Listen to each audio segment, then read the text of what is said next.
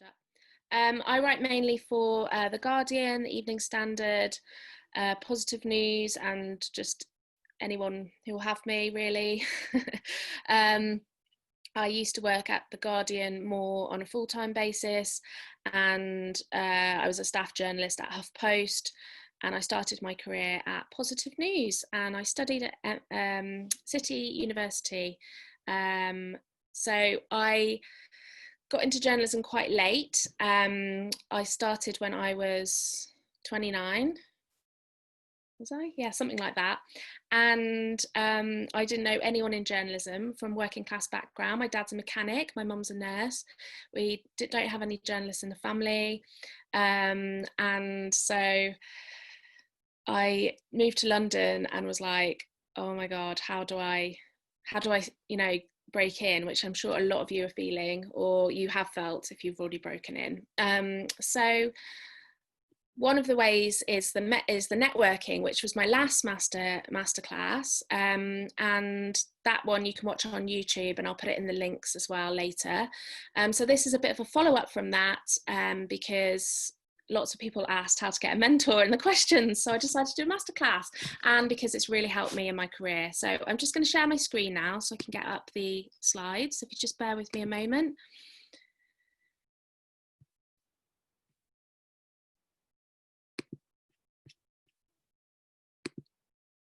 Oh, that's not the right thing. Big present. Ah, there it is. I was looking for the present button. Okay, so I've already introduced myself. I did it without that horrible headshot. I've got these headshots and I just hate them. So yeah, I try not to look at that picture. I've just seen it so many times. So if you've got a panel on the side where you can see loads of names, and that means you can't see the whole of the screen, there's little buttons at the top of the screen where you can click on to see just me in a little video at the top. Oh, it's not me. That's weird. I'm just going to ask Laura what's going on. Not sure whether she knows. Can everyone see a picture of the video of me at the top? Can you let me know in the chat?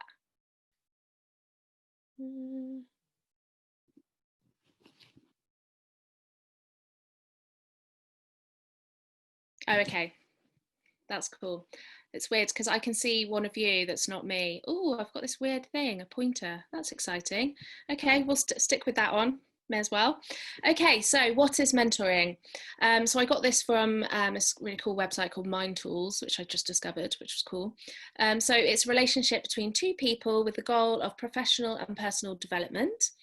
And the goal is to help the mentees improve their skills and hopefully advance their careers. But I would add to that it is also usually extremely beneficial to the mentor and can often help the mentor improve their skills and hopefully advance their careers.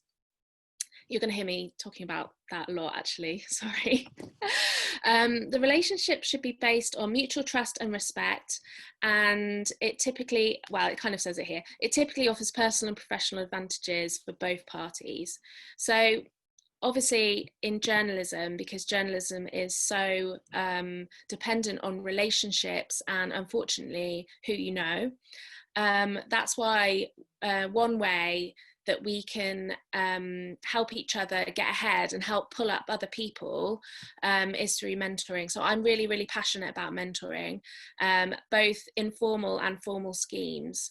And for me, especially from my background, I'm particularly interested in like mentoring other people who are from sort of non-elite backgrounds, because when I first went to City, which I got Scott Trust bursary for, I was shocked to discover just how, this is probably rude, how posh everyone was, sorry to say, and also how extremely well connected they were. So on my MA course, I had the nephew of the Times editor, I had the daughter of a top BBC correspondent, I had somebody whose dad was quite high up at the Guardian, and there was someone else who was very well connected, and I still don't know what the connection is, but I actually overheard him telling the a lecturer that he'd made it on his own. So I was like, no, he'd like said, oh no, I haven't even asked for help from whoever it was. No, I've made it totally on my own, because people are usually quite defensive about those things. And also a friend of mine, I only found out later, also had an editor uncle, an editor at the Guardian as well, an uncle. So that was just a small handful, and I know that there were more. And so I didn't know anyone, but I'd already sort of started collecting what I now know are mentors, but at the time I didn't really know. So mentoring is a brain to pick, an ear to listen, a push in the right direction. And like, I've had some different experiences of mentoring, as you'll hear, but when it works, it's the best thing ever. When it doesn't, then don't just brush it off and think, okay, it wasn't the right fit with that person. I hate to say it, but it's a little bit like dating. You meet, you need to have a bit of like a connection or a bit of chemistry or something in common with your mentor usually, or just lots of enthusiasm usually. So sometimes there's just you're not the right fit for each other. It's a bit like making friends as well. So I would say, if you've tried to have a mentor before and it didn't quite work out, then that doesn't mean that you won't have a successful mentor relationship in the future. Okay, so I like this meme that I found, which is, if a mentor is learning from a student while the student is learning from a mentor, who is the mentor and who is the student? So I know that there have been times when I've been a mentee and I've been able to pass on knowledge and skills, or even ideas for stories, things that the more senior journalists didn't know about. So I know that it's been beneficial for them as well as being beneficial for me. So that's what that's all about. Which brings me neatly on to one of my favourite people, Michelle Obama. Now, if you haven't read the book Becoming, I really recommend that you read it, or you could get it on audio book. And if you can't afford it, there's some great schemes with your local library called like the Borrow Box app and other ways. And you can borrow the book for free. So I would definitely... Oh, good. Everyone can hear me loud and clear, so that's excellent. Okay, so yes, if you haven't read it, make sure you try and beg, borrow and steal a copy so you can read it, especially if you're interested in mentoring like I am. So her book's called Becoming, but a lot of the themes that run through it are sort of about mentoring, about supporting other people, about pulling each other up. And she's also done loads and loads of work while she was in the White House and afterwards to do with mentoring. So I'm sort of on the same wavelength, basically, is what I'm saying, as Michelle Obama, because I'm so passionate about it as well. So I love this because what I really would like to encourage you, you're all here to learn about how to find a mentor and how to make it work, but I also think that it's really important for you guys to see yourselves as potential mentors, because that's how we're going to make journalism much more diverse, and it's how we can help people break in who've never met anyone who's a journalist at all. So I don't know, if you've just graduated, maybe you can find somebody who's just about to start the course that you just did and offer to be their mentor through the course.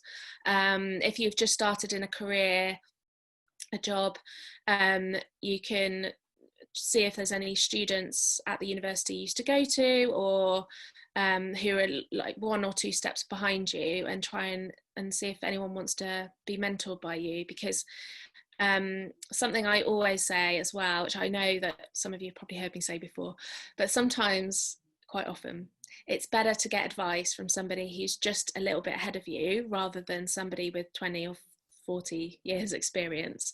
And especially in these times in journalism where things are so different to how they were back when people who've been in their careers for 30 years started.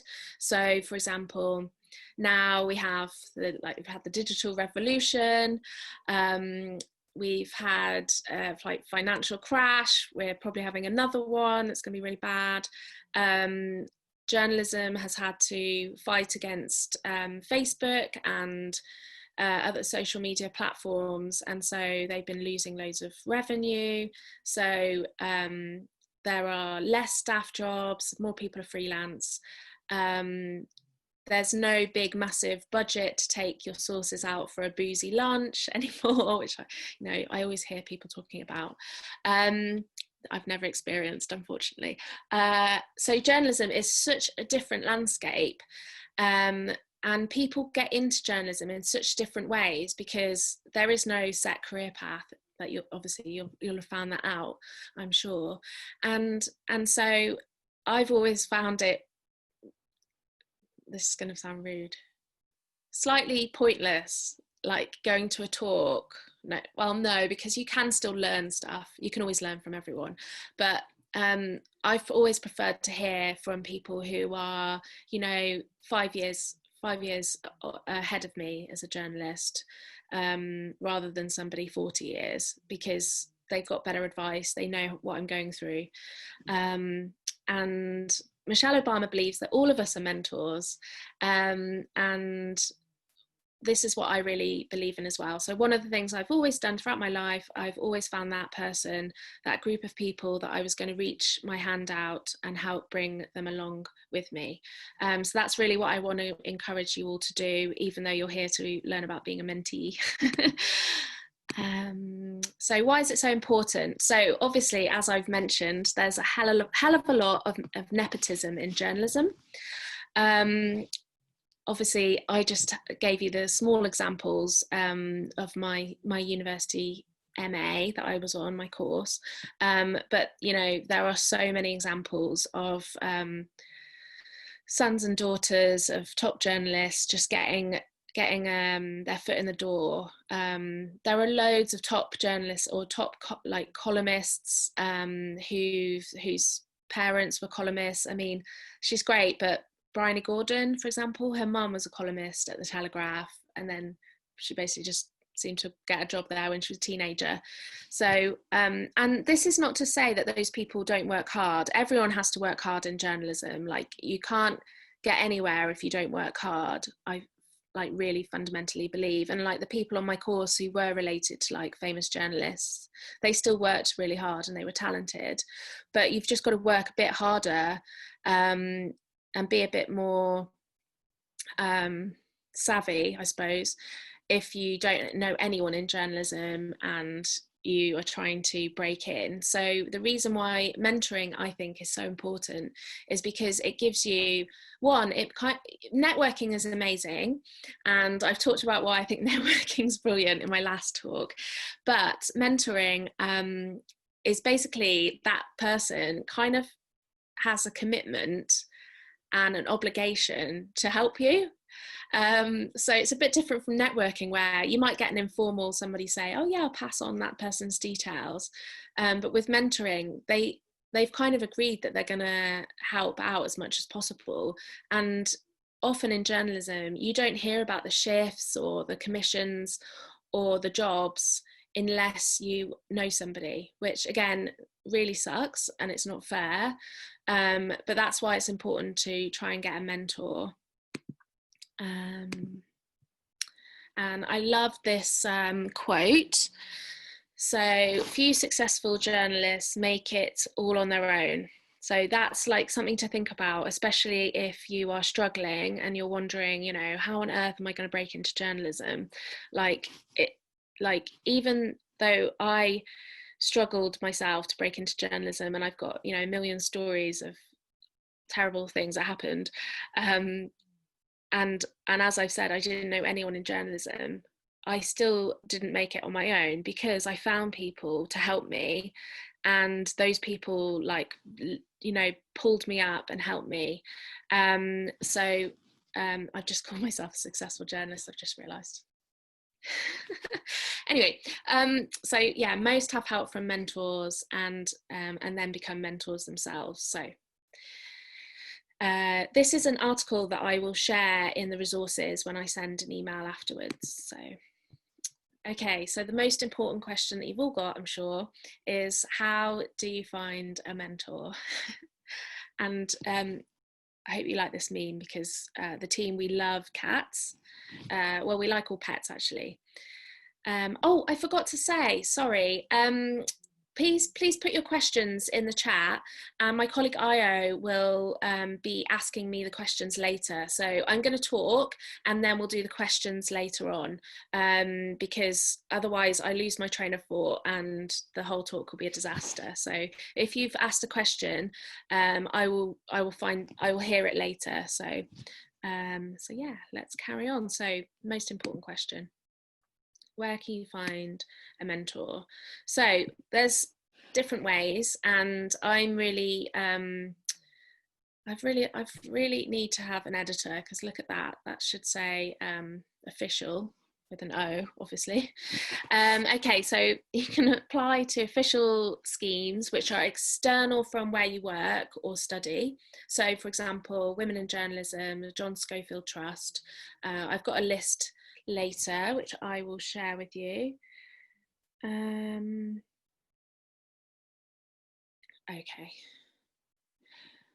Okay, cool. Sorry, I was just reading a message from my colleague whose Zoom is messing up, but it's his own Zoom. Hopefully you can still hear me. Oh, that was weird. Okay, so then you've also got official schemes that are internal to your workplace or your place of study. So for example, at The Guardian, they had an official mentoring scheme for women that they set up around the time of the gender pay gap reporting. And it was basically to try and help get more women into really senior roles. So that was an official one that you could apply for if you wanted to learn more about being a senior member of the team. So that's an example of an internal one.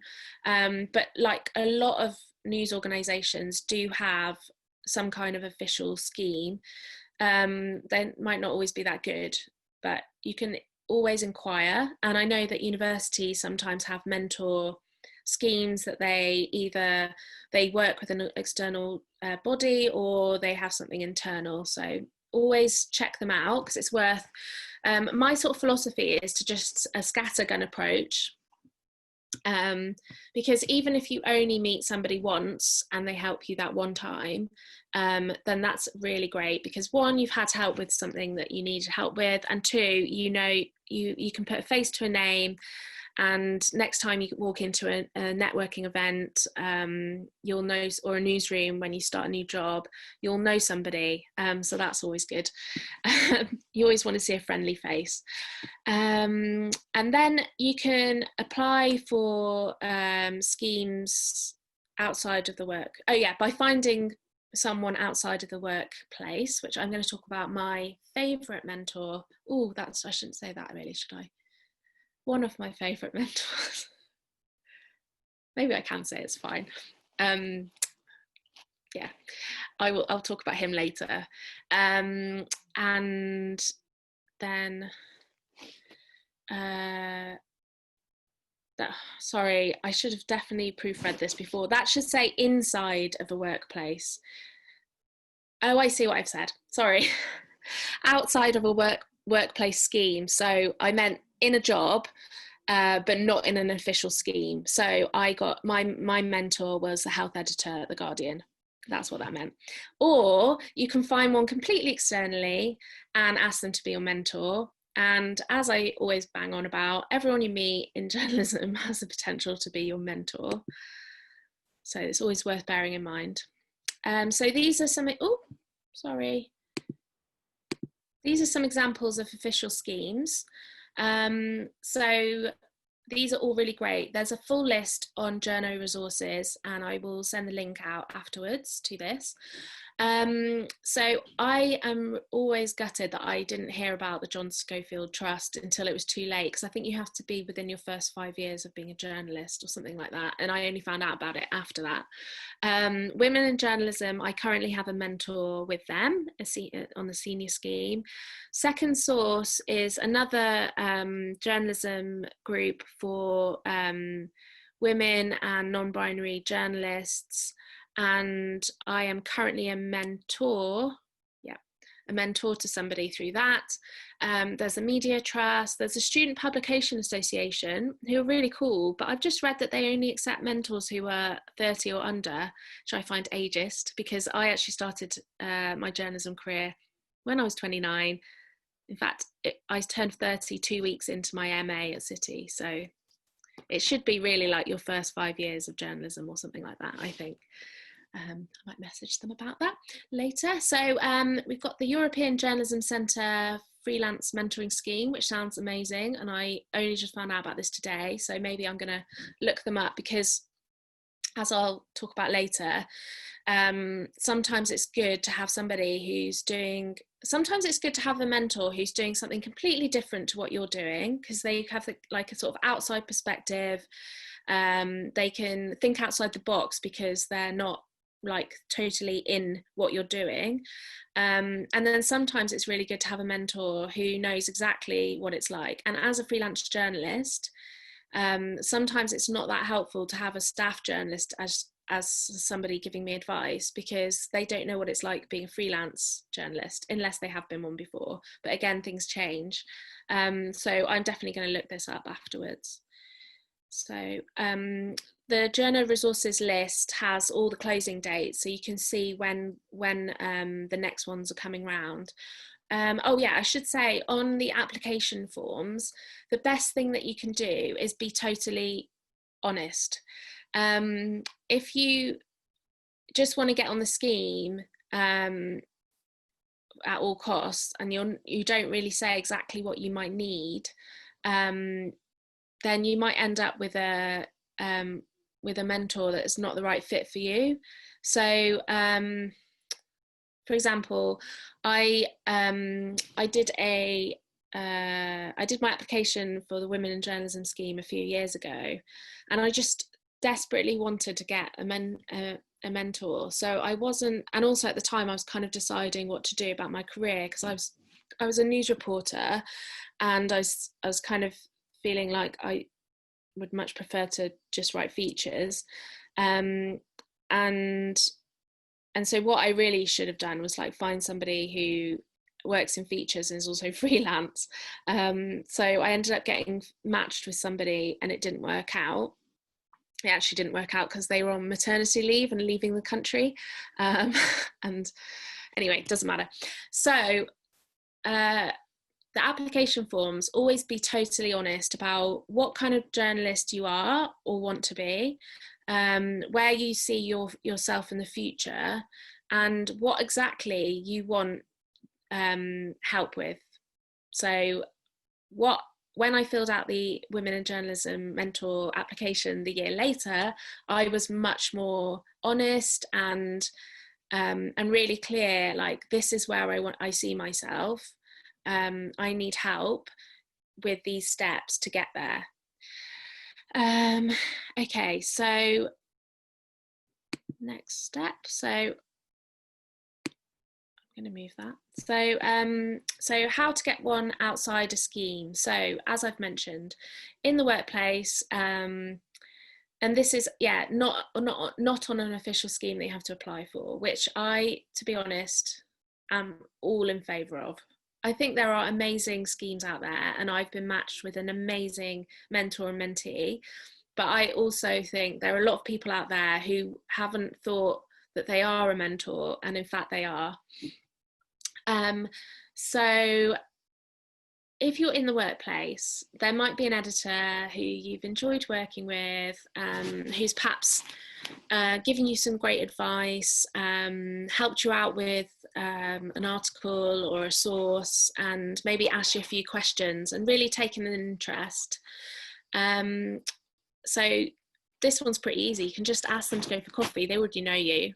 They can't escape you because you work in the same place as them, and ask to go for coffee or lunch, and tell them, like, be really honest and say, I'm looking for a mentor and I think you'd be absolutely perfect. Would you consider an informal mentor relationship where perhaps we just go for coffee once every month or once every other month?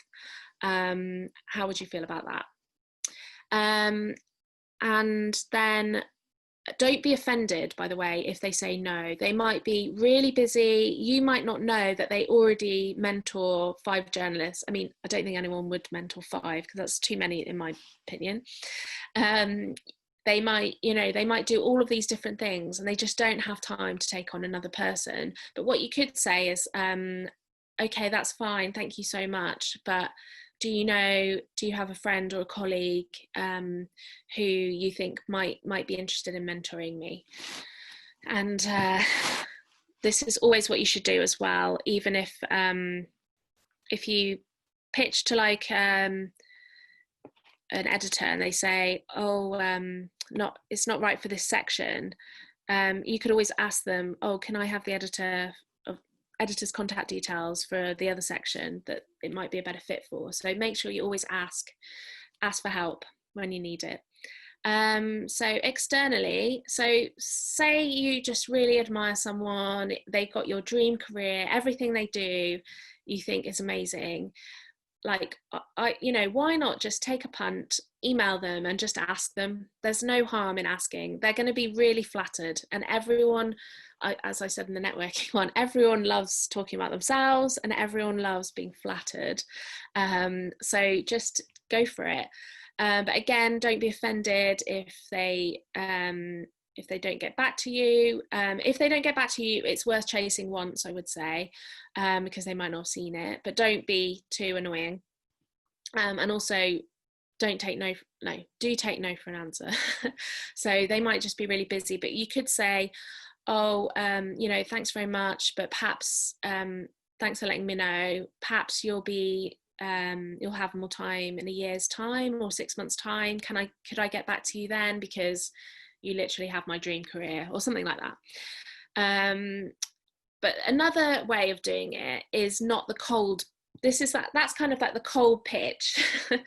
And the other way of doing it would be a bit warmer. So you've already met somebody at a networking event or at a course or workshop, or maybe in a former job, or I don't know, they came to your university to do a talk, but you met them, so they might remember you.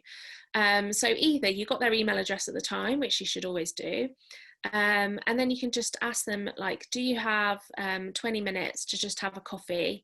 And even though in these times we're obviously not, a lot of people are still staying at home, you can ask them for a Zoom chat, and you'd be surprised that people are having Zoom chats, Zoom coffees with people.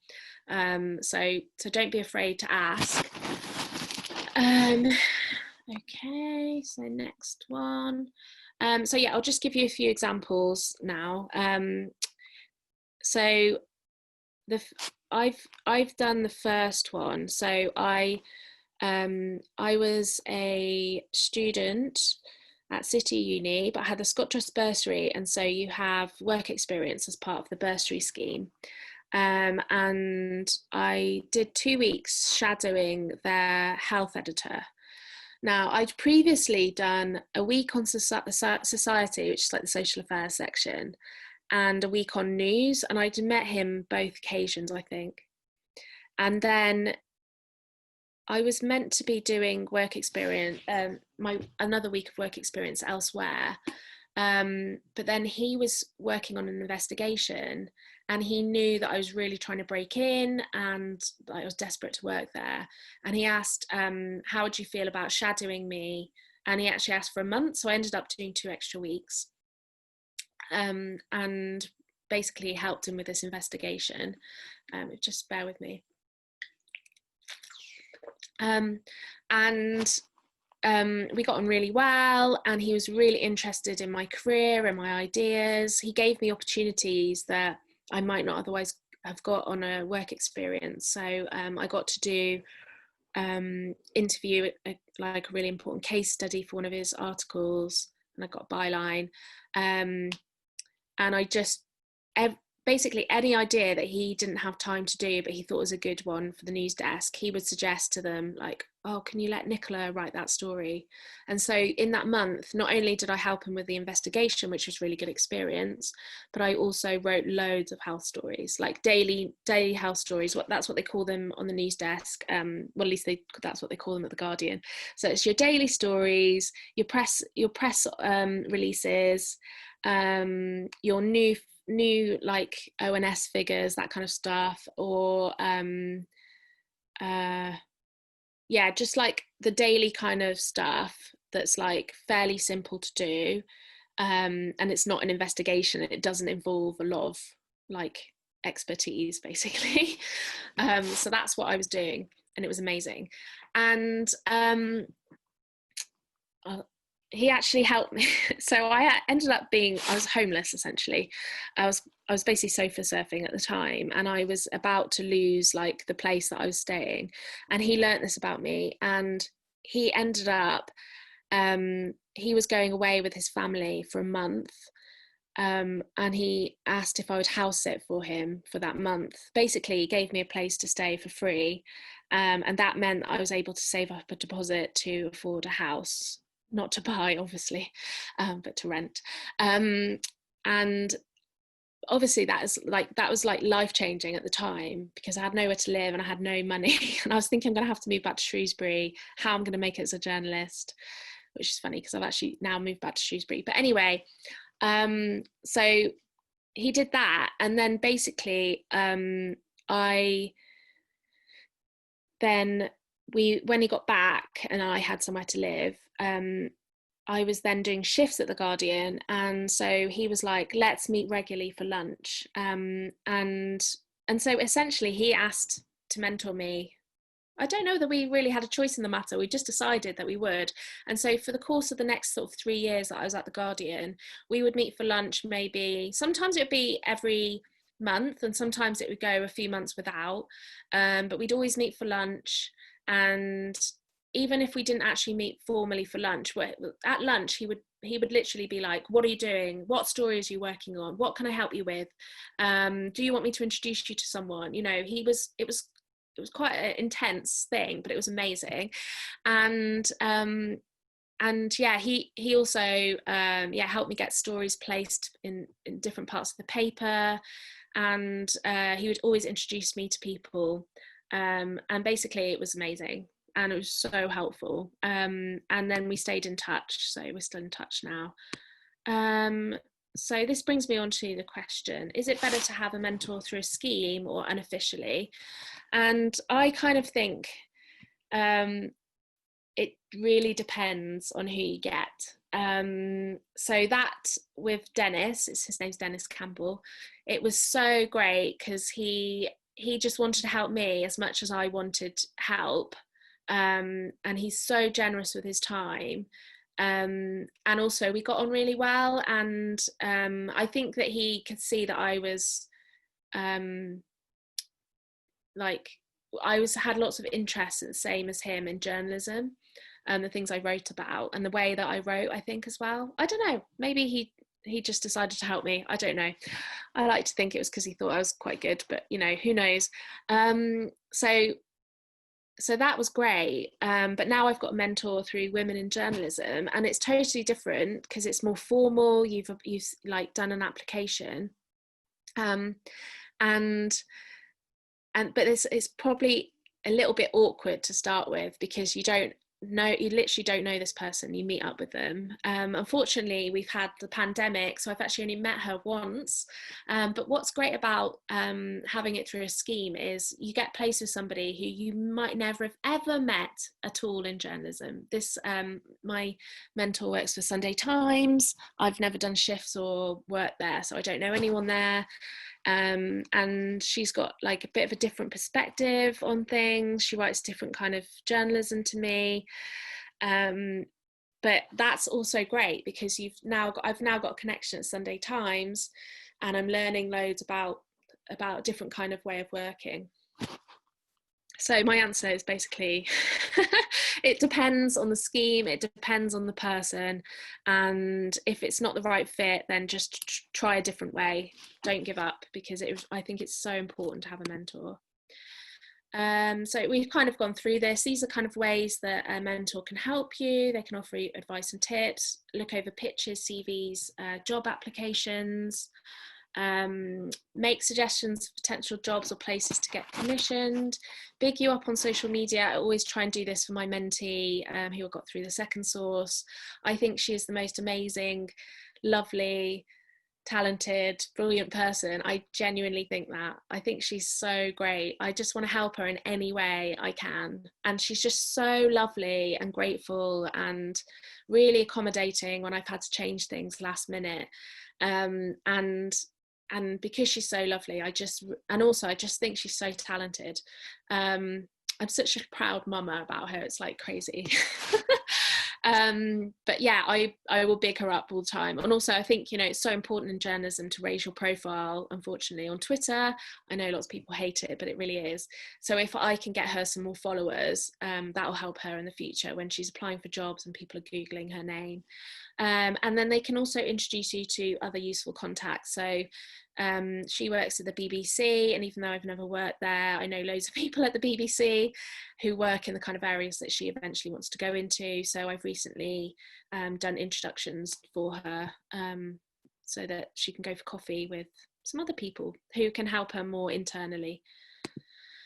So I've sort of hinted about what it takes to be a good mentee, and I think this is so important because if you don't put stuff into the relationship, then you're not going to get a lot out of it. And I think sometimes mentee-mentor relationships don't work when the mentee is expecting the mentor to, just get them a job or just do like sort everything out for them. And that's not what the relationship is about. So always be really polite, friendly, grateful. Always remember your mentor probably has this crazy hectic schedule. They're managing loads of different things. They've got deadlines. Their boss wants them to work late. So you may have to chase them up, and you may have to put up with last minute changes to plans. And I think just be really humble about that and don't be a diva, basically. I've just said that basically, but yeah, be realistic about what to expect. Think of ways that you can help them. So I've just kind of talked about this, but here's a couple of examples. So you can big them up on social media, say, share their articles and say, I'm reading this and I think it's great. That's just such a nice thing to do. And, you might get them a few more followers who are your followers. Even if you've only got 200 and they've got 10,000, that's still a really nice thing for you to do. And you could also teach them stuff. So I've had to mention TikTok because Laura on the team is obsessed with TikTok. Sorry, yes, I'll just answer this very quick question, but yes, you will be able to watch this video back. We always put them on YouTube, and I'll put the link in the email that I send out as well. So yes, there are things that you can teach them. And with Dennis, I didn't teach him how to use TikTok, but I probably did tell him a lot of stuff that he didn't really know about what it's like to be in your 30s as a woman in London with no money. Yeah, I think I've probably helped him. I imagine I did. I can't think of a specific example. Say thank you as often as possible as well. What do you talk about? So when I first had my meeting with my mentor, women in journalism mentor, I was so nervous, which is kind of ridiculous because I've had mentors before. I've been a mentee. I'm quite an outgoing person. I'm used to meeting journalists. I'd already been a journalist for like 6 or 7 years, but I was so nervous because it's one-to-one. and I was thinking, what on earth are we going to talk about? But of course, you're talking about journalism. So I think what I did was, I think she was also nervous as well. And so I asked her how she got into journalism, what kind of journalism she does, what she's working on currently, which is always my favourite question. And then so after a while of her, and then I answered kind of the same kind of questions, and then after a while we just got into it. We just got talking about, she used to do shifts like I do, and she was talking about getting shifts and then getting a staff job and the differences, and how to sort of change jobs when you're already a journalist but you want to be a different kind of journalist. And we just got right into it. So don't worry about that. I'll share some conversation starters as well in the email afterwards, so that you can ask them questions like, what's your greatest journalism achievement? I mean, you shouldn't be too formal about it. The best kind of mentoring relationship is kind of informal, and you're basically like a big sister. They're a big sister or a big brother to you. That's the kind of vibe you're going for, like quite informal. They're like basically your friend, but they're also obligated to kind of try and help you as much as they can. Okay, so yeah, isn't this lovely? I don't think I've ever done this with any of my mentors or mentees. Maybe I have actually. Quite a huggy person. So I'm just going to share. So I've already talked about him, but basically Dennis Campbell is a dream mentor. He helped me when I was homeless, and also this is a perfect example of something he did that's so simple for him to do, didn't take much of his time. But I just got back from Morocco, and I'd ended up really randomly, actually, because I didn't plan it beforehand, but I was just pure luck. I ended up going all around the Atlas Mountains in Morocco and learning about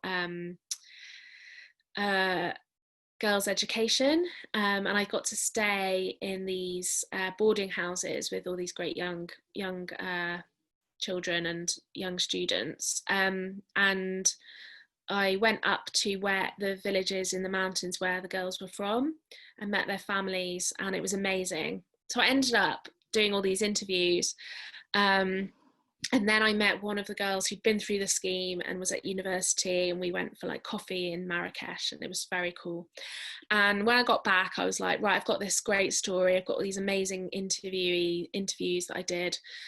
And I was going to pitch it to this certain section of The Guardian that was only online, and also you only got commissioned quite short amounts.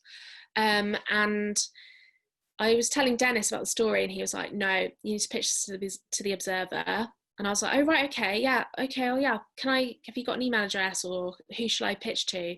And instead of giving me contact or doing an intro over email, he was like, right, let's go. And he marched me over to the Observer, which is in a different section of the building at the Guardian's offices. And he marched over to the, wasn't the actual editor, it was like the assistant editor or someone quite important, and said, oh, Nicola's got a story idea for you. And I just had to pitch live in front of a few people listening. It was excruciating, but it was so good, because he was like, it sounds great, send me over like a proper pitch. So then I did that straight away, and he commissioned me straight away. And this article was a full page in the Observer, and it was when the Observer was bigger, because it changed from the Berliner style of newspaper, so it was massive, and it was great for this tiny little charity that like wouldn't have otherwise got that. And it was great for me as well, obviously. And yeah, that's just a tiny example of one thing that he did. Like, he knew it was a good story, and so he helped me. Okay, so earlier I asked people on Twitter about their good experiences with mentors. So I'm just gonna have some water. So I know some of these are official ones through schemes. So this is the Second Source mentor. I actually know Sophie. We worked together at HuffPost. She's supportive, encouraging. My confidence and determination has soared since I started my mentorship last November. How nice is that? I talked about Donna last time. Donna's not my mentor, but I kind of see her as one, even though she's not one. She rang me up and we had an hour-long chat just before I went freelance, and it was the best. So Lauren said, I've had the absolute pleasure of getting to know Donna Ferguson this year and to be on the receiving end of her wisdom. I've learned so much from her and hope we'll stay in touch. I think that's through the Women in Journalism scheme.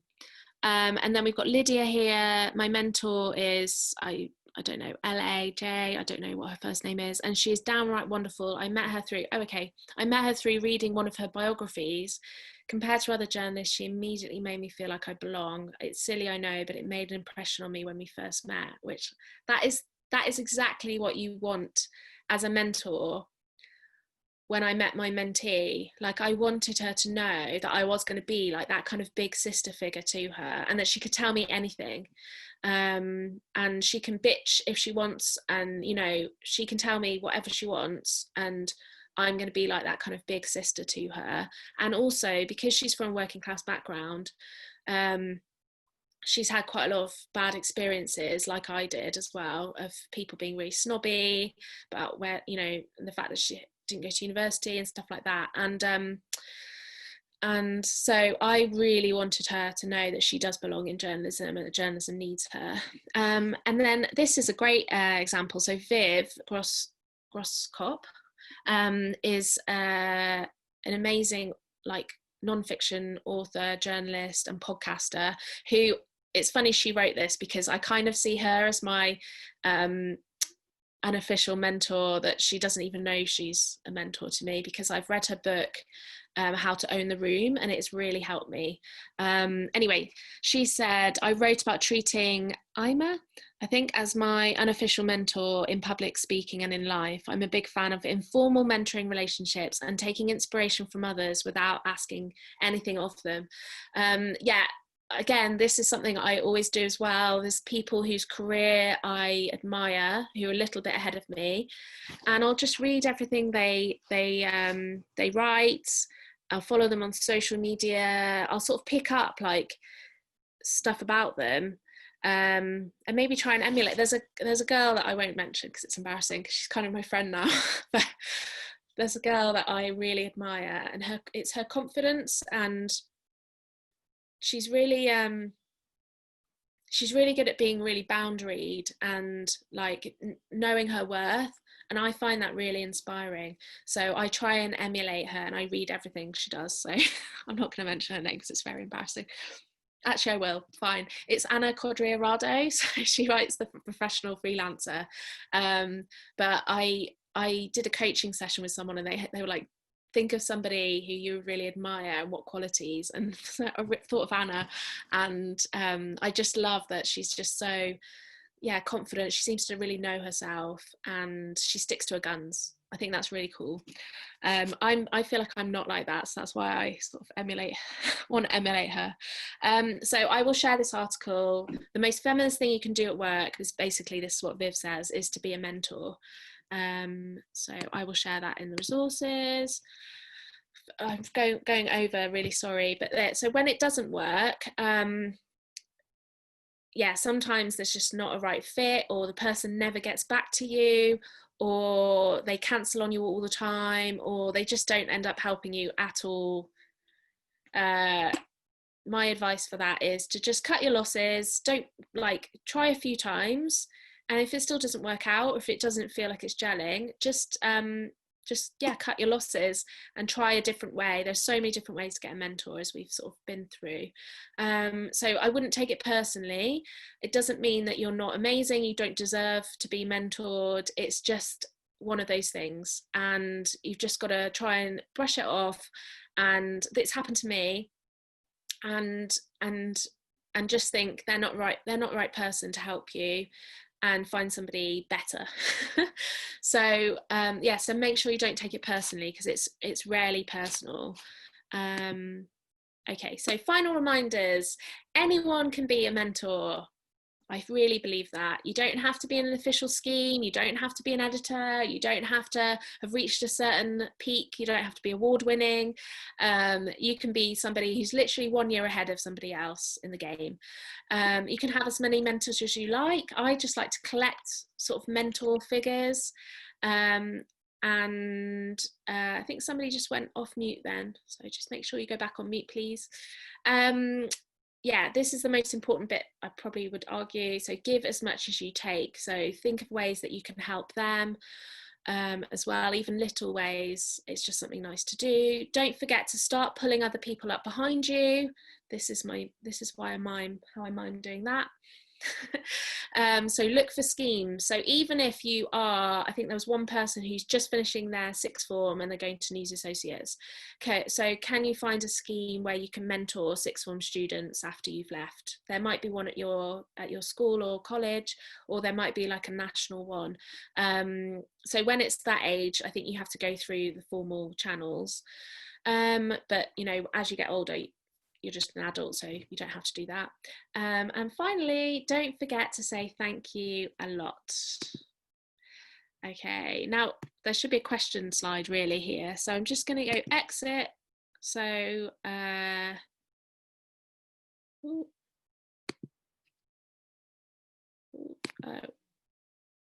sorry. Wait, I'm not that technical. I need a mentor to help me with this. Let's all follow Dennis. Oh my God, please go and follow Dennis Campbell. It's Dennis with 1 N _ Campbell. And he hates it when I tell everyone how amazing he is. When I actually asked for permission to tell the story about how he made me not homeless before Christmas, because we did the PressPad crowdfunder and it's like the perfect example. And I asked permission to tell that story, and he was like, okay, yeah, you can tell it. Well, he was actually quite enthusiastic. It's like, yeah, of course you can tell that story. And then when I tweeted about it, he got loads of people came up to him in the newsroom and they said to him, like, we had no idea you did that for Nicola. Like, he is like, I always call him like the Dave Grohl of journalism, because everyone says that Dave Grohl is the nicest guy in rock music. And I think Dennis Campbell is the nicest guy in journalism. Oh, something I forgot to say is, I do believe that like I can uniquely help my mentee because I'm from a similar background from her, and also I'm a woman. But I wouldn't don't dismiss a potential mentor because they're not from the same background as you, or gender, or race, or any of those things. Because they, you know, Dennis is middle class man. He's quite successful at The Guardian. He's got a family. We're very different, but he was amazing. So you don't need to always go with somebody who's exactly like you on paper. I mean, you can, and it's like sometimes that does really work out, and I think that is why me and my mentee get on really well. But I would argue that there's so many people out there with really good advice and really want to help, that you may as well just take all the help you can get from wherever you can get it. So yeah. Okay, so Io has sent some questions over.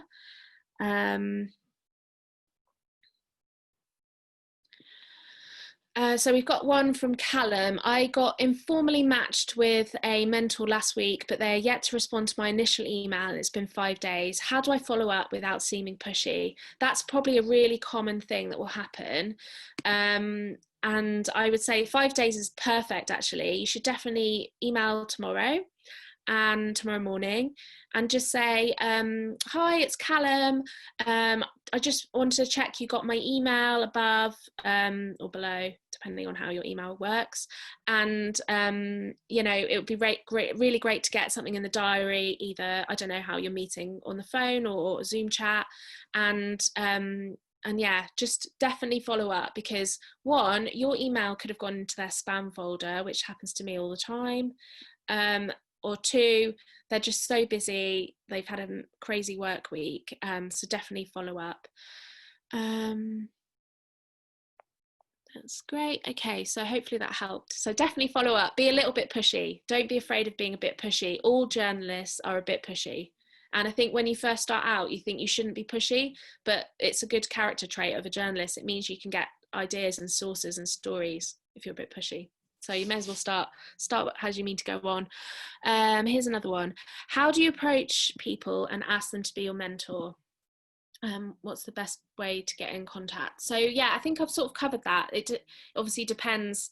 If you know somebody, you've got to know them. I would just email them and say, hi, I'm looking for a mentor. This is a bit about me. This is why I think you'd be a good fit, because you write about X, Y, and Z, or you're from this certain background, and so am I. I think I'd love to at least go for coffee.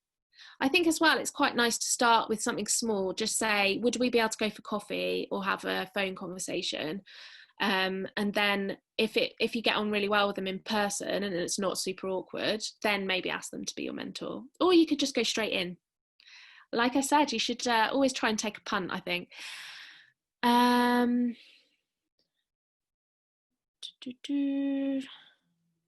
You reach out to someone on... if you reach out to someone like on Twitter or email, do you offer money? With mentoring, I know that some people call themselves mentors and they charge, but I don't think that's mentoring, to be honest. I think that's more like coaching. So no, I wouldn't offer them money. It might be that they ask for money, but I've never really come across that. No one's ever asked me to pay. In fact, Dennis just bought all my lunches for me and coffees, so I definitely didn't pay him. Oh, that's a really good question. I've never come across that before. Personally, I think that's kind of wrong. I think mentoring is like a volunteer thing that you should do because it's something really good to do. So I kind of disagree with people who get paid for it. Is that bad? I don't know. I would just find a better mentor who's willing to do it out the goodness of their heart. Because as I said, it benefits them as well. So no, don't offer them money, but just say, like, that's why you have to be really grateful and really understanding when they don't always get back to you. Yes, Twitter is a fine way to reach out to people. Go for it. Slide into their DMs, see what happens. Sometimes this has happened to me where people have asked me for advice and I haven't always got back to them because I get so many messages.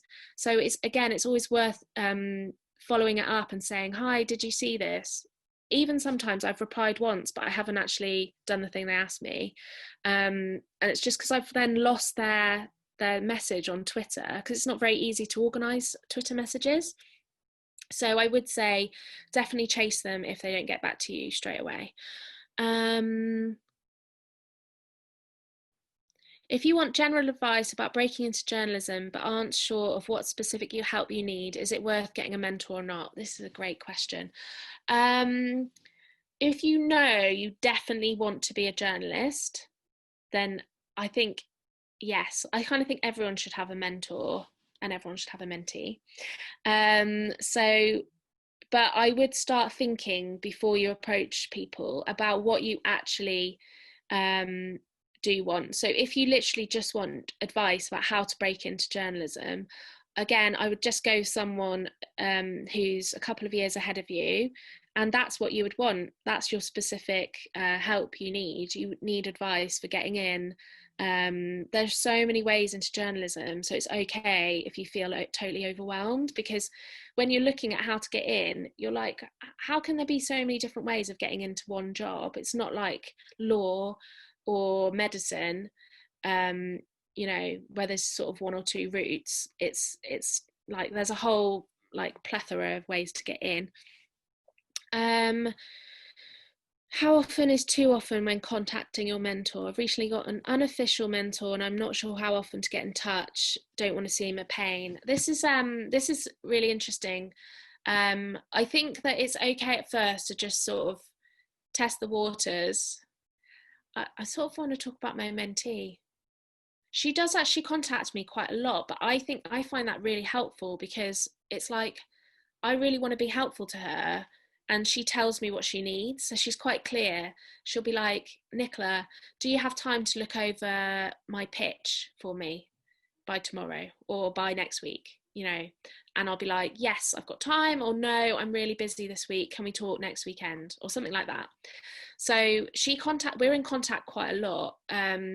But and I don't know what the rules are with, not rules, but guidelines with second source. I think it's only, you know, with my women in journalism, it's 4 times a year you're supposed to meet, and that's it.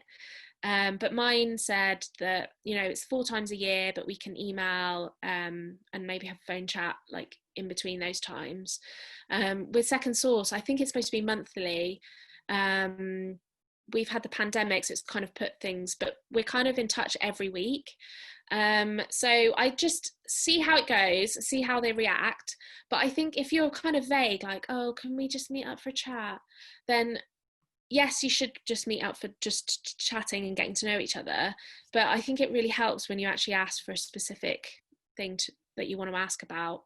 So yeah, pitch or a job application or a contact, or you've had somebody's, I don't know, been horrible to you at work and you want to talk to somebody about it.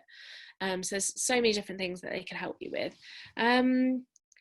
With Dennis, he's so busy. So I would always be like, Dennis, have you got 5 minutes? Because obviously we're in the office together. And he'd be like, I'm really sorry, no. I'm like writing an article. And, you know, sometimes he'd be a little bit brusque because he'd be in the middle of something. And I'd be like, it's fine.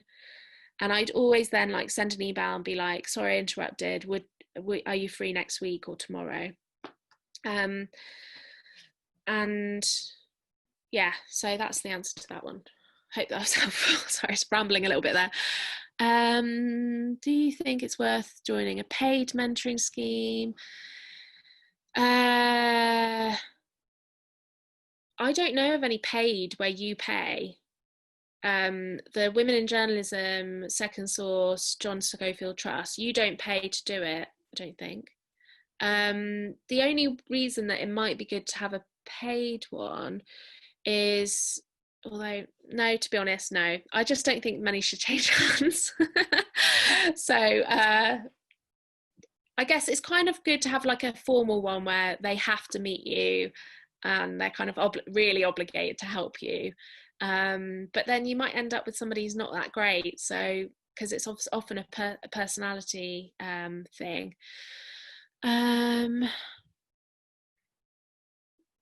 Sorry, I'm just gonna.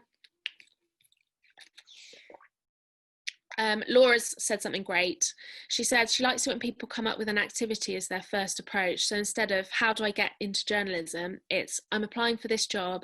Can we chat about my cover letter? And then it anchors the conversation. And that's true, because then you can talk about your cover letter and then you can go off and talk about anything. So the conversation can start with something. It doesn't mean that that's the only thing. So for example, the other day, my mentee asked if we could look over a pitch. And so we had a Zoom chat and then we talked about the pitch, and I basically did like a pitch clinic for her, showed her loads of my old pitches. And then we just went into a general conversation about what she's doing at work, what's her next step, you know, what article she's working on next, kind of thing. Just curious, is it the norm for a mentor to approach you if they want to be your mentor, or is that not the etiquette concerning mentoring? I would say it usually goes the other way, but that I definitely think that could happen, because you might come across a journalist that you think is super talented, or someone from a similar background to you, or and you might just think I could really help this person. So yeah, that could happen. In a way, that's sort of what Dennis did. Like, he didn't say, can I be your mentor? He just said, you know, are you around for lunch next week? And I was like, yeah. And we went for lunch, and then it became like a thing. And then I would joke, oh, you're my mentor. And then I stopped joking because I was like, you definitely are my mentor. You don't have to have, it's a bit like a relationship. You don't have to say like someone's your boyfriend. No, you should always have a label probably for that. But for mentoring, you don't always have to be like, I'm your mentor, can you be my mentor? You could just say like, can we meet regularly to chat about my career? What is a normal level of commitment to ask someone for? I can never get over the guilt of taking up people's time, always worried about being pushy, entitled. If you're going through an official scheme, they'll have certain requirements, but I wouldn't go like, it's not like you're signing a contract like you have to help me once a month, kind of thing. It's a mentor relationship is kind of more informal. It's kind of like a bit of give and take. You could say like, oh, could we meet monthly or every other month? And then as you get on really well, and then you might find that you end up meeting them more regularly because you get on really well, or you work together and you just end up going for coffees regularly just because you get on. So I don't think you should feel guilty, because they wouldn't have agreed to be your mentor if they didn't want to be. But if you find that they aren't replying or they're just never free, you could ask them, you could just say like, well, you could either just say, are you too busy? Or you could just find another mentor and have that one as a backup. So as I've said, you don't have to have just one mentor at a time. You can have several. So say, I don't know, Dennis was like really going for a really busy period, which there was a big, massive NHS project. Maybe he wasn't able to meet me at all for like 6 weeks, but I needed some advice. There was another editor at The Guardian who also was really supportive, and so I might ask them to go for coffee. So and it's always good to mix and match, and this is why I always like to have more than one on the go. Is it best to pinpoint a mentor as aligned to your specialism? I definitely think sometimes it is, because they know you're passionate about what they write about, and that can be a really good like conversation starter. And then they can help you with stories. So with Dennis, I wrote quite a lot about health when I first started at The Guardian, partly because I'd shadowed him for so long, partly because I then applied for a health reporter job. He would have been my boss, which would have been great, but they cancelled the job, so that was annoying. But anyway, so before that job, I pitched loads of health stories, so that all my portfolio in the weeks running up to that interview were all health stories, and I even had like an exclusive that day, the morning of the interview, because I really wanted that job. So it was really annoying that they cancelled it. So it was great because I'd be like, oh, I've got this story, and then he'd be like, oh, I know this great expert who you should interview, or he'd help me get a case study. So sometimes if you've got a really specific specialism, then I would say yes. But if you're just starting out, then I think a general one is okay. My mentor at the moment with Women in Journalism doesn't write about what I write about. She writes about property, I think. She's kind of just changing at the moment, and but she's still going to be really helpful to me. So don't get too stuck on like having someone who's exactly the same as you. They can still offer you help and advice. And as I've said 100 times, collect a few different ones, and really informal ones. You don't have to, even as I've said, don't have to tell them you want them to be your mentor. You could just regularly say like, do you want to go for coffee? And they'll just kind of informally become one. I had a really good chat with someone at the start of lockdown and have no idea how to follow up on it now. Any advice? Oh, yes. I love it when you have really good chats. Definitely follow up. So send them an email or go a Twitter DM and just say, I don't know, either you could see what they're tweeting about or what they've written about, and just, start the conversation. I read, your article the other day. I thought it was great. Yes, Laura, I actually said, did I say, I don't know whether I said this, but I meant to say like my approach to mentoring is basically like with like Pokemon. So I'm just like, got to catch all the mentors. I've never played Pokemon, so I hope that's the right analogy for that. So yes, back to the chat. So you'd had a really good chat. So what I probably would have done if I was you was follow that chat up just after you had it. But don't worry, because journalism's a small world. Like, hope they should remember you if it was a really good chat. So just message them and say, hey, how are you? Hope you're sort of surviving. I love that article you did. Or maybe they're an editor, so they didn't write an article, but you know, you can always say something to them. I was just wondering if we could set up another coffee, because it was great to chat to you.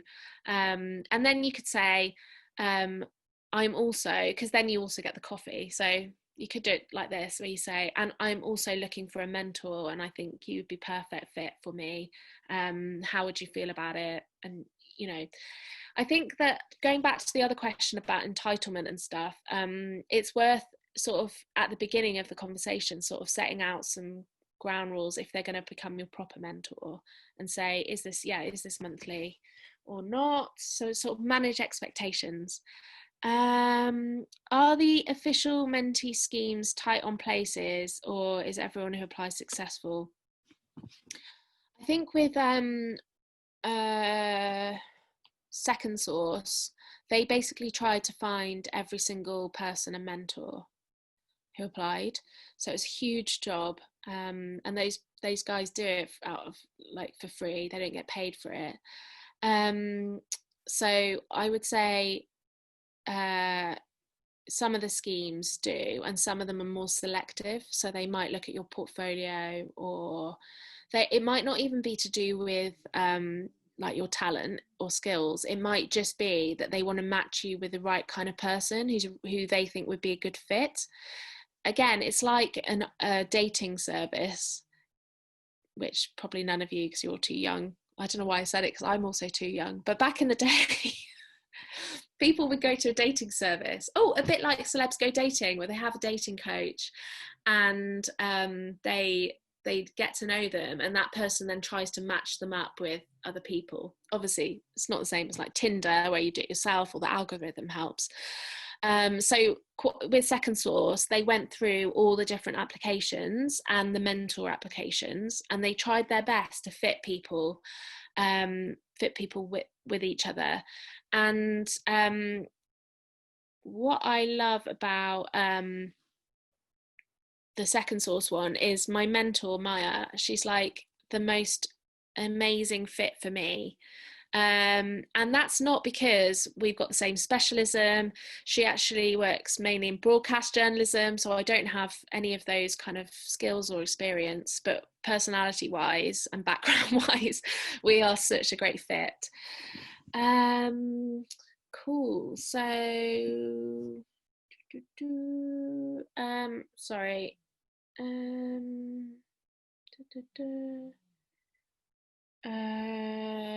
So I don't know that have we sort of answered all the questions, do you think? Oh, we've got another one. Oh yeah, sorry, I should have answered the rest of that question. So do you recommend applying for a few of them? Yes, definitely. Apply for all of them. Like, they're not going to tell each other. And also, as I've said, you can never have too many. I mean, there might become a situation where you did end up with like 3 official mentors, and it might get a little bit much with the opinions, but there's always going to be one that you're going to prefer to the other. So just focus your time on them. But, you know, everyone's got advice, and even if you think that's bad advice, at least you know, you're learning something, because you're learning like what not to do, or how not to be a mentor. That's another good question. I think that's all the questions. Does it make sense to choose a mentor? Sorry, somebody's asked me a question a bit more about the specialism. So what I was saying was, you don't have it. Sometimes it is helpful to have somebody with the same specialism as you, but it doesn't always have to be somebody with the same specialism as you, and you can still, you know, get a lot out of a mentor relationship where they have totally different specialism to you. So I guess my advice would be, maybe have one for your specialism and one more general, or one at the dream publication that you want to work for and one more specialism on the topic, for example. There's so many different ways that people can help you in mentoring, and so it's not one size fits all, and I just think you've got to try a few different things out. But my main thing is to go for it, try and get a mentor, and don't give up if the first one isn't a very good match, and you'll soon figure out if they're not being very that helpful, or they just don't have time to speak to you, or you just don't get on with them. That might happen as well, or just things are so awkward that it's just uncomfortable. Okay, so we are coming to the end of the session. So I've run over a little bit, I'm really sorry. So Io's going to put some useful links into the chat box, but what we would love you to do, if that's okay, is to tweet if you found this useful, and tag PressPad UK and use the hashtag PressPad Remote, or use Instagram stories as well. The reason is we're currently applying for loads of funding, and we need to prove to our potential funders that what we're doing is really good, and that maybe they should carry on, we should be able to carry on doing these things for free. So please tweet about us. And even more important, if you can get your phone, open your camera app and open this feedback form, which I think I will put in the link in the chat as well, and please fill out the feedback form. Again, this is just so important for us. Help us plan what we do, and also help us get some money so we can keep running these things for free. And then the next thing we've got coming up, we've got Shingi Mariki. I don't know if I've said his surname right. I'm really sorry if I've said that wrong. And he's going to be a guest on our Instagram Q&A on Wednesday with Io. So make sure you tune in on Wednesday, and you can also sign up to our newsletter, which goes out. It goes out every other Thursday, but we're going to start it weekly soon, and it's got all the most useful jobs, opportunities, events, internship applications, and also loads of useful tips and advice about getting into journalism. So it's aimed at you guys. So please sign up. Hopefully you've got all the links to that. And thanks so much for joining me.